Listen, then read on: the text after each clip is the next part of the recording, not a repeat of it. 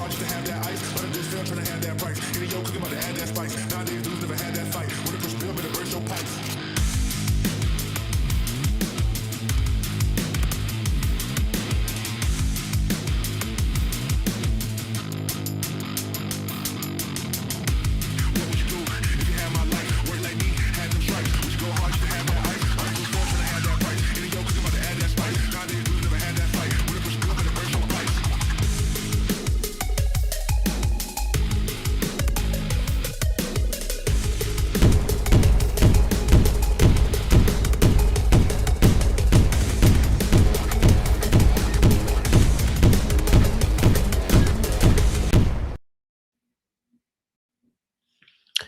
The NBA Gambling Podcast on the Sports Gambling Podcast Network is brought to you by our World Cup Survivor Pool.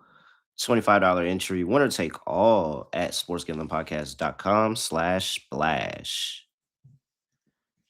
Yes, sir. We are back with another edition of the NBA Gambling Podcast on the Sports Gambling Podcast Network. No me, no the voice of the guy. It's me, really real, villain real, Terrell Furman Jr. here at your service.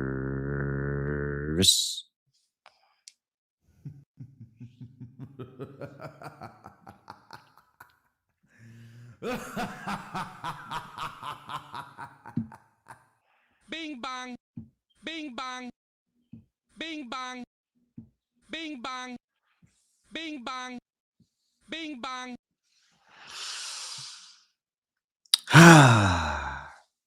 Like I said, you give me the Knicks in a close game in the fourth quarter, I'm going to take us every single time. I'm going to take Jalen Brunson every single time. Every single time. Doesn't matter if he's shooting a great game, if he's shooting a horrible game. When we get to the money time, that's where I like things to get done. It was all about Cat. It was all about the role players. Everybody stepped up when we needed them to. And then Wemby also helped us out some. Knicks win the 13th straight playoff game. 2-0 in the finals with the home court advantage. Wemby chokes. Wow, Scott. Sheesh, Wemby chokes away game 2. I mean, it's kind of harsh, but I mean, not wrong. Scott's not here though. Lonte's here with me. Lonte, what's going on? Not much, bro. Doing good. Might be the end of a season for us, so this could be one of the last shows that we do. What? We still got a game 4. Well, definitely. Maybe a game 5. We'll see. We'll see. It's a lot of basketball to be played. I'm not allowing myself to get too confident. Still over here knocking on wood because anything can happen. I've seen crazier things happen. I just want it all said and done and it all to be definitive, but I'm not going to lie to you. The level of confidence that I have about the New York Knicks is extremely high right now. Extremely high right now. All right. Let's talk about the game. Game 3.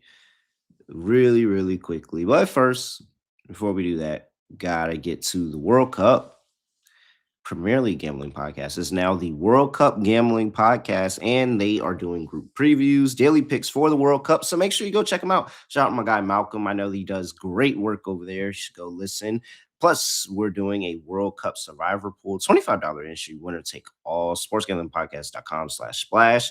Promo code SGPN for $20 in quick pick entries, no deposit required. Again, SGPN for $20 in quick pick entries, no deposit required.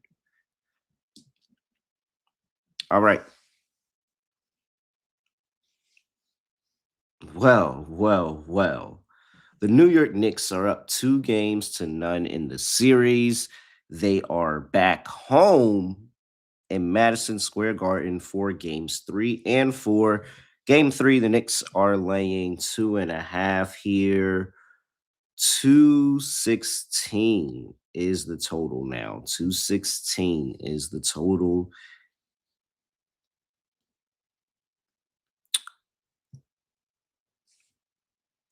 So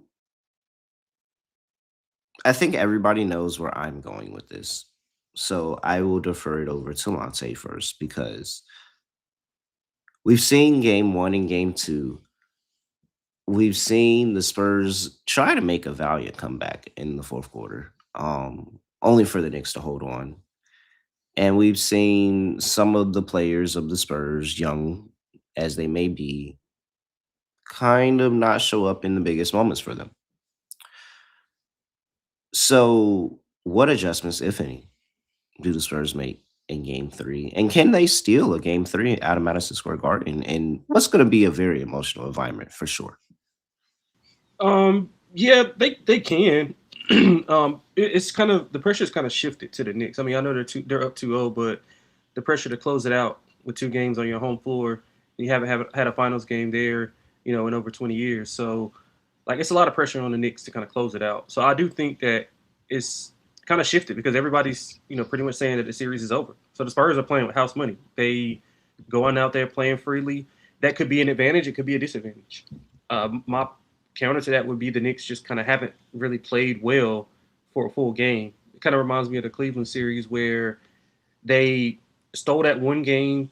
I mean, I know the Spurs weren't up 20, and they didn't come back within, 6-7 minutes, like a 17, 18-point lead. But it happened twice where I think the Knicks stole both of those games. Spurs were in control of it early on. They were up late in the game. I think they led the game in the last 2 minutes of each one. I mean, that's got to be, in the way they lost game two, that's something that you kind of, I don't know if you can recover from. But can they make it interesting? I think they can. It starts with this one, obviously. If they get this one, I think we're in for like a 6-7 game series. If they don't get this one, I think it's over on Wednesday? Yeah.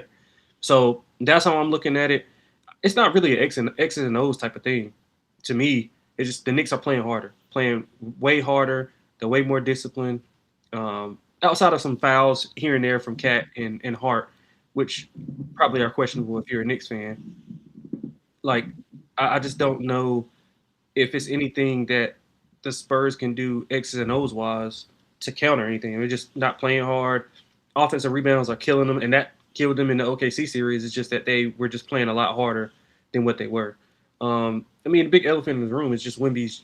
It's pretty much been Wemby's fault in both of those games. Like, he didn't perform at his peak level. I know the numbers were what they were, but that's not good enough. I mean, 4 shots in the first half, not good enough. The shot at the end, it's debatable. I didn't like it. It just wasn't the type of play I would have drew up. But I mean, whatever. It was a good look. He missed it. If it goes down, it's totally different. But yeah, I think it's just the Knicks are playing harder. They want it more. They're executing at a higher level. They're playing connective. I feel like that they play well in like pockets of games in the most critical points, and that's stopped the Spurs' momentum. When, let's say, for instance, like the Knicks were up, 7 or 8, Spurs come back, cut it to 1 or 2, maybe take the lead, they answer right back. And then the Spurs go on a run, and they're, in the position to kind of blow it open to 16, 17, and the Knicks are right there making another big rebound, another big shot. So I think it's more effort than anything. I don't think it has anything to do with youth. I don't think it has anything to do with X and O's. Everything to do with just playing hard. And I think the Knicks are. That's what they do. If you can't match their energy, and if you can't like put them away, like literally, like you're gonna have to play. I would play. You got to play your starters all 48.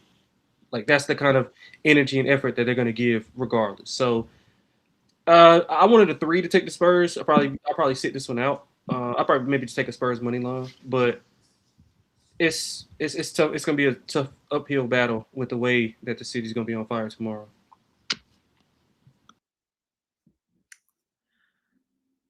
So I do think that there are ways that the Spurs can come out here and get a win.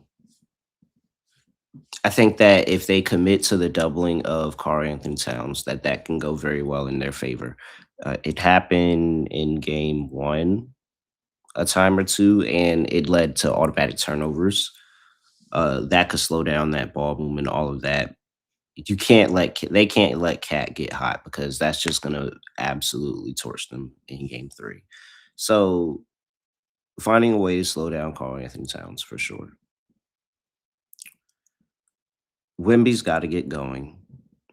Ultimately, I think that that can happen. He's very, very much one of those guys that I could see going on the road in a playoff series, especially when it looks like it's all said and done.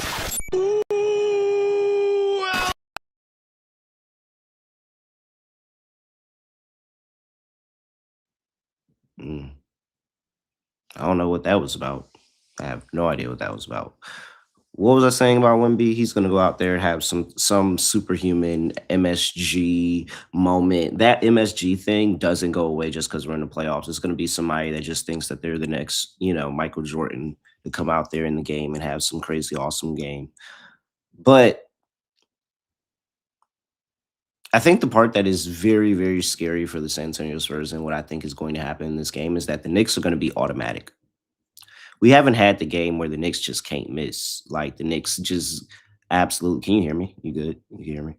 Okay, yeah. Where the Knicks just can't miss and they're absolutely consistent from three. They're getting to the rim consistently, getting to the foul line. That score starts to run up, run up, run up. And I think that is what's going to happen in the MSG games where we're going to see less defense and a little bit more offense in that environment from both teams. I like the over in these games.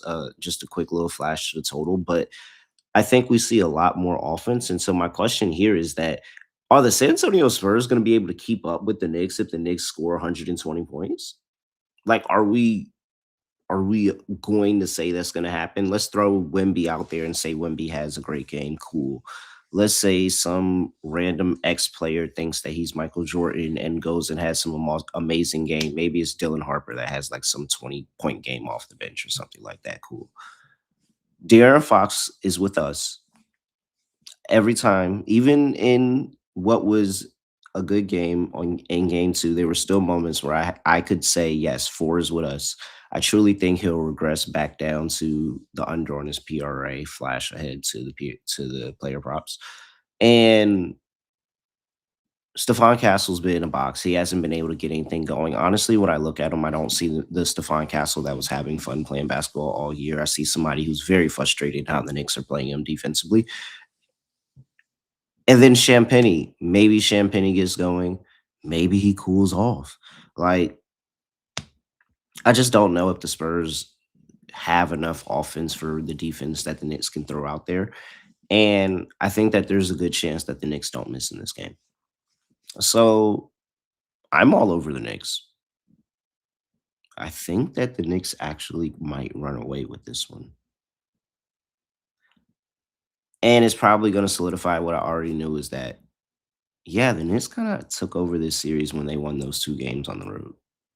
And I'm very interested to see what answer, if any, the San Antonio Spurs have, because I think this could be that one of those game 3s that the Knicks had in the Eastern Conference where they just completely put their foot on the gas and say, nope, we're not giving you a chance to come back in this series. Thoughts, Lonte?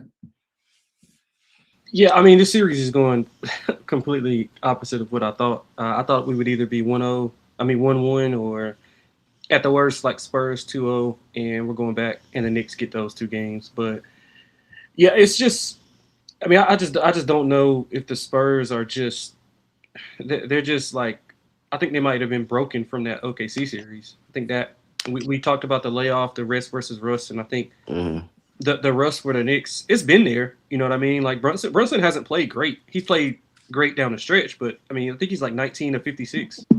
So they're doing a good job on him. I think some of the coaching stuff that Mitch is doing is questionable. Doubling Brunson when he's not playing well. I mean, just why are you doubling him? And now you're rotating guys over on a scramble mode. Shamet hits a 3, OG hits a 3. Like, I mean, Mikal Bridges played great in game 2. And Josh Hart's impacting the game, and he scored 3 combined points in both games. So like, or 5, whatever it is. Like, so yeah, I think that the Knicks do have a lot of momentum, obviously, going forward. But I don't think it has anything to do with them being up 2-0. I think it has everything to do with them not playing well and still being up 2-0. And the Spurs haven't played great. Don't get me wrong, but they played good enough to win. Those ancillary pieces, they played good enough to win. Wemby's hasn't been good enough. I mean, that's just plain and simple. He hasn't been good enough, and I think that he's gonna have a long summer if they can't get this done because Fox put him in a position. He was great. He didn't have a good game in game one, but he was the reason why they were in that position in game two. And he got him there, and you're supposed to be, get it to your closer. And Wemby wasn't able to do that. So I think that the Spurs, I think they got a good shot to win this one. A lot of the pressure it's a lot of pressure on the Knicks for this game. I mean, it's a lot of pressure. You got, all these different types of things going on around the city. I don't know if anything gonna be going on. They're probably gonna cancel everything, and then the Knicks are everybody's gonna watch party the Knicks game. So it's Oh yeah, so they're not even having the watch parties outside the arena. Oh really? Because Trump coming in, and so they cancel all the watch parties like directly outside the arena. I think. Okay, well, that makes sense. Yeah, but they just got to play harder, and they got to be able to sustain some of the things that the Knicks are going to do. Like it's gonna be rare that we come up here and say like somebody played harder than the Knicks. Did they beat them? Cool, yeah, you can beat them, but it's going to be rare that you play. That's been the case since this group has gotten together. You know what I mean? So yeah, it's going to be tough, but I mean, I think they can win it. I mean, the Spurs, they're going to have to play a little bit more connective, have to be a little bit smarter, obviously better on the glass. Wemby's going to have to go, similar to what Giannis did with the 36, 13, and 6 type of performance that he averaged in that 4-game stretch when they were down 0-2 to the Phoenix Suns. And Mikal Bridges actually brought that up. So, it's not. Is it impossible? No. I mean, we've seen this a couple of years ago with Minnesota and Denver, where each team won both games on the other team's floor. Now, granted, stakes are a bit higher, but I mean, it's possible. It's not out of the realm of possibility. And I think the Spurs do have a good shot if they get this game. They got to get this game, obviously. But I think they'll end up getting it. I'm not going to put money on it, but I think they end up getting it. I think it'll be a great game, just like we've seen the first two. I feel very confident about the Knicks right now. It's very terrifying. Very, very terrifying. Not trying to contain excitement because I am very, very superstitious. And once I get up here, start talking crazy, that's when things start going bad. But, this is a very important game. All right. Before we get to the total, got to talk to the people about Circa. The greatest NFL handicapping contest is back and better than ever with $30 million in prizes, $20 million for Circa Survivor, $6 million for Circa Million, and $4 million for Grandissimo. Sign up in Nevada and play from anywhere with our official proxy, football contest proxy. Head to footballcontest.com. Use promo code SGPN to get $50 off your proxy fees. And Underdog putting up $1 million in their Steal the Pot promotion. Hey, make a pick with the final steals leader and walk away with your share of the pot. Underdog has increased their payouts. 2-pick entries pay 3.5x. 3-pick entries pay 6.5x. Underdog's got a brand new offer for new customers. Play just $5. Get $50 in bonus funds when you use that sign-up code NBA SGPN. All right, total 216. I'm telling you, I like the over here. I think this is where the Knicks want to play so fast. That is what they want to do. They want to run up and down the court and play fast, fast, fast. Dog. I think that like eardrums will burst of how loud it's going to be in the Garden that night. I mean, it's going to be so loud in just the city overall that you will hear them from wherever they are outside, no matter how far away they push them back from the arena. Literally, however far away they push them back from the arena, I'm sure there's going to be fans right there yelling, screaming. Somebody might have a projector over the street, with the game pulled up. Like, it's going to be so loud. and they are going to run. Stephon Castle and this version of Stephon Castle right now is going to turn the ball over. Flash ahead to player props. Stephon Castle turnovers. He's going to turn the ball over. The Knicks are going to be in transition. They're going to score, put up points, hit threes. Like, I think the Knicks are going to run, and the offense is going to be efficient. And this is the scoring day. Now, if the Spurs have some miraculous scoring game, because we've seen it before where the Spurs have beaten the Knicks 134, 132, and then both teams are incredibly hot. We've seen that before. If the Spurs have some type of crazy scoring day and they can keep up, then all right, cool, tip my hat to you, all right. But I think the Knicks are absolutely foot on the gas putting up points in this game. So I like the over 216.5. I think we're going to see a lot of points. Lonte. Yeah, I like under. It's actually one of the things that I do like. Both defenses are playing really well. Neither offense has looked.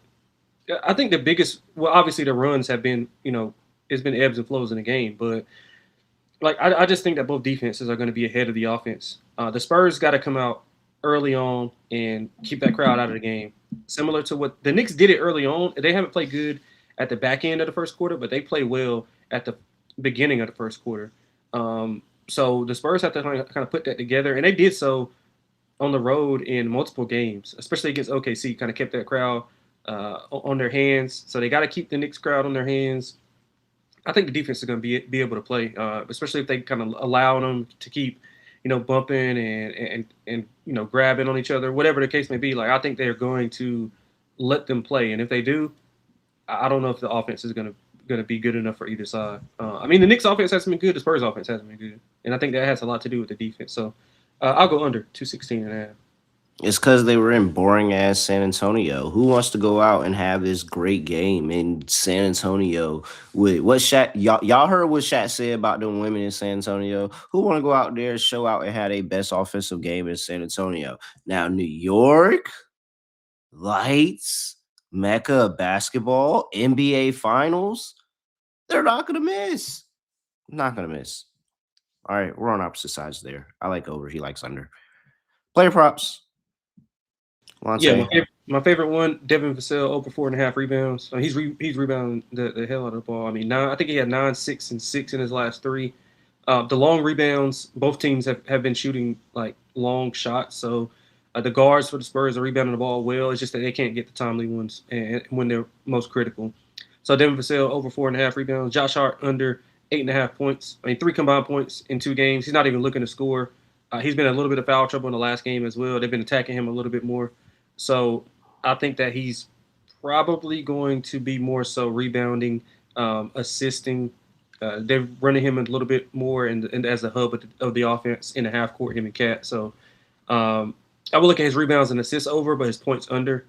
And what else do I like? Dylan Harper, over 18.5 points and rebounds. That's pretty much free money for me. I mean, he's had 6+ rebounds in like 4 or 5 straight. He's had over this number in 3 of his last 4. I mean, he's been their best player. I just think that he's been able to get whatever he wants whenever he wants it. Defensively, he's playing okay. He's not horrible, but yeah, I don't see a world where he doesn't play well, especially against that second unit. All right. I don't know about your Josh Hart play, man. I'm telling you, these is one the especially at home in the Garden. It's his turn. Brunson had 30 game 1. Mikal had a nice 20 piece in game 2. He's the third Nova boy that's gonna come up big. I'm telling you, watch out. It's about the threes for me. They said it in the chat earlier. Let me see, who was it? It was there we go, 49er talking about OG 3-point ladder, JT under him, Shamit 3-point ladder. Got to take 2 of the most efficient 3-point shooters in these playoffs and for the Knicks in this moment, in this game, game 1 right here. OG been there, done that before. OG 3 plus threes plus 159, 4 plus threes. Whoa, am I okay? Everything all right? Cool. 4 plus threes at plus 415. Landry Shamit 3+3s, 2-1, 4+3s, 538. Very good numbers there. I think that we see the ball just start moving, everybody getting in rhythm, everybody gets in their spots. OG, I expect to see this is going to be the big OG 25+ game where he goes and he has hit some 4, maybe even 5 threes for OG, and he just has some great, awesome game.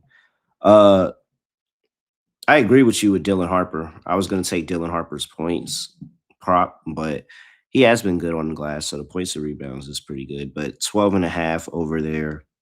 I mean, he's already was talking about how he's trying to get tickets for people to come out and support him back home in New York. So Dylan Harper probably going to have a good game. It's really, really hard to guard him. De'Aaron Fox, fading him again. I'd take my chances. I think he'll have less good. He'll have more good, less good games than he does bad games. So 23.5. I don't think I'll do the PRA just because he might get some cheap Wemby assists. So let's go back to PR for De'Aaron Fox. 18.5. I will take the under 18.5 PR for De'Aaron Fox. I think he's in a box. I just think this is a bad matchup for him. And no matter who switches on to him, he's getting a tough defender that he's not going to be able to get around. And plus, he's with us. It's 6-on-4 when 4's on the court. Anything else here, Lonte? What else is chat got? You're on mute. Oh, no, I'm good. My bad. All right. You got anything else here? Nope. All right, let's see. Let's chat something about. Saw chat one. Champagne threes. Yeah, I'm not mad at that. I swear to God, every time I look up, Champagne's making a 3. It's really annoying. And then it's like second half. Yeah, especially the second half. But like, so maybe No, he can't make a 3 in the second half. No, that's what I'm saying. Anything Especially not the second half. But yeah, he can't do anything in the second half. Maybe a first half threes. That would be fun. I haven't heard of that before. Maybe it's got to exist somewhere in the finals. Yeah, Free Sauce was on the Shaman threes as well. I don't think I've seen anybody in the chat talking about Wemby's points. I do think this is the game Wemby gets going, and Wemby looks very, very good. Probably has 30, maybe close to it, if not there. What's Wemby's points at? 26.5. Yeah, I think this is the game Wemby gets going consistently, and he's frustrated with the turnover at the end of the game. Honestly, truly, I did not think it was a bad look from Wemby because he shot over Mitchell Robinson already in the series. He's shot over him in the regular season as well. Like, he likes that mid-range shot rising up over Mitchell Robinson because Mitch just isn't big enough, and he gets that shot consistently over Mitch. It's just Mitch played it a little bit closer, and he played it a lot better this time. But yeah, I think Wemby will be able to get going in the scoring here in Madison Square Garden. And then I got to find a line on Stephon Castle's turnovers because I wholeheartedly believe that he is not ready. That is one person that I'm for certain not ready. Matter of fact, what's his PRA? 27.5 under Stephon Castle. Not ready. All right. Let's see. You said you ain't got nothing else. Before we get to Lock Dog and Underdog, I had to talk to the people about Kalshi. Hey, Free Sauce talking about it in the chat. Cat for finals MVP on Kalshi. I don't think so. It's only game 2. Brunson say you are 100% giving Brunson MVP after game 1. I understand you giving Cat MVP after game 2, but that's just 1-1. Let's slow things down. Brunson's getting this MVP. He will get his statue outside of New York. He will get all of the accolades. But we'll see. We'll see. However, like Free Sauce said, if you're on the opposite side of me, go check out Cat for Finals MVP over there on Kalshi. Hey, new Kalshi customers, get $10 when they use that promo code SGPN. That's Kalshi, KALSHI, promo code SGPN.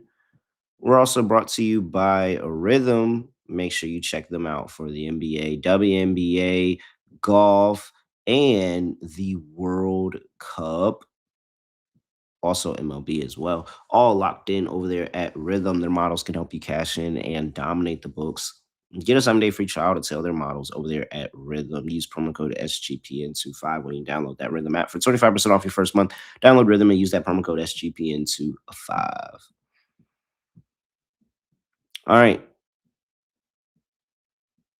Lock, dog, underdog. Yeah, for the lock, give me under 56.5 in the first quarter. It's been split 1-1. First game went way under in the first quarter. Second game barely snipped over when it was 57 points. I think the defense is going to be really good for San Antonio early on. I think the ball pressure is going to, cause some havoc on the Knicks. So, and I also think that the Knicks are going to be fired up on defense on their end. So, I think we see a lower scoring, right in the middle, maybe like 43, 44 points. Maybe even 50. I mean, we can get to 50. It doesn't matter long because it's under 56.5. So, under first quarter on that for the dog. Give me Landry Shamet, 3+ threes plus 180. He's got 3 in back-to-back games.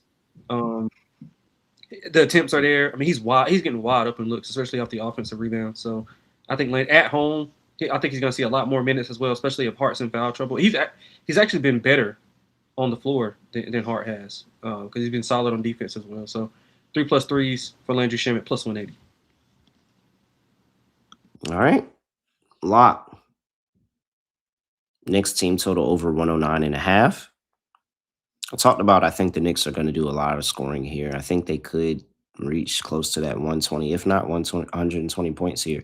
So I will definitely take over 109.5. I think the Knicks, they want to run. That's what they want to do. Mike Brown talks about it all the time. We want to play fast. We want to play fast. We want to play fast. They are going to create turnovers. They're going to score off of those turnovers. They're going to be running up and down the court. The pace is going to be there. The made shots are going to be there. This environment's going to be rocking. I like points. So I like the Knicks team total over 109.5. For my dog, let's go with the big OG game. He's had 17 in both games, ready to break through that threshold. He's averaging 19 for the playoffs. Do I want to play it with the threes? I could do 3+ threes at plus 159, or I could just go for 18 plus points at plus 150. Won't be greedy. Give me 18 plus points plus 150 for OG. This is the big OG game. I'll probably ladder that as well with threes because I do think OG gets the 20 points here, and that's plus 240. And prop. Wait, you did a prop, right? I mean, I don't think so. But I'll just Dylan Harper over 18.5 points and rebounds. I like the Dylan Harper play too. I will take Keldon Johnson's at 6 points. It's not even worth it. It's not even worth it.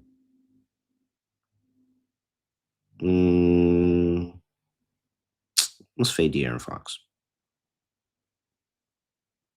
Points and rebounds, 18.5 lower, under De'Aaron Fox. And let's let that lower translate over into Underdog Fantasy. You think Castle has a good game? I don't know I don't know if it's his knee or his ankle. It's kind of banged up. I'm not sure. They actually look better with him off the court. So I'm kind of worried about both of those. But I like the Fox play. If you want to throw Shaman in there for his threes. What's the other one that you like? I like Castle on lower. I like OG. Yeah, OG. I like OG. Yeah, let's throw OG in there. Okay. OG, Fox, and Shaman. Or if you want to throw, we could throw Castle in there instead of Shaman. OG.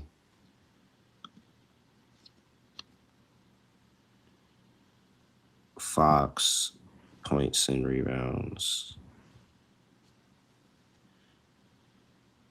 Oh, that's not available.